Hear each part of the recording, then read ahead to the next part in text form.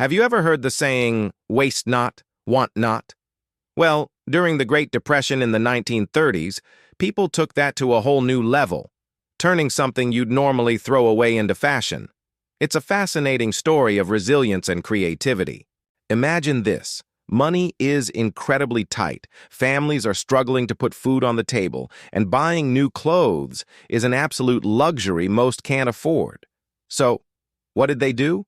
They looked at the sacks their flour, sugar, and even potatoes came in. These weren't paper bags like today. They were sturdy, woven cotton or burlap sacks.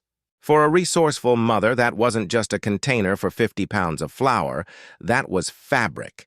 That was a future dress for her daughter, a shirt for her son, or even dish towels and quilts for the home. Women would painstakingly unpick the seams, wash the sacks to remove the branding, and then sew them into clothing.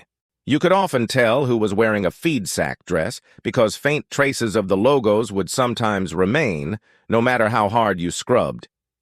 It became a common sight, a symbol of the hard times, but also of making do with what you had. There was no shame in it. Everyone was in the same boat, and it was a practical solution to a widespread problem. It showed incredible ingenuity. Now, here's where the story gets really interesting. The food and feed companies noticed what was happening. They saw that their sacks were being repurposed into clothing and home goods, and instead of trying to stop it, they leaned into it. They realized that if their sacks were more desirable, more people would buy their brand.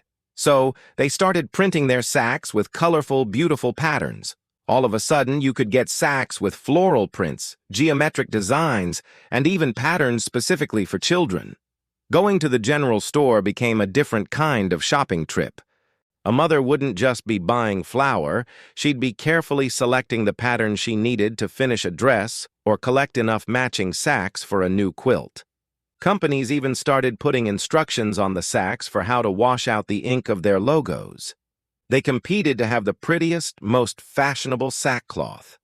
This small act of corporate empathy turned a symbol of hardship into a spark of joy and dignity.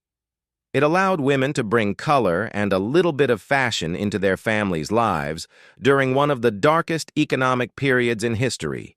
It's an amazing example of how creativity can blossom in the toughest of times, and how a simple act of thoughtful design can make a world of difference.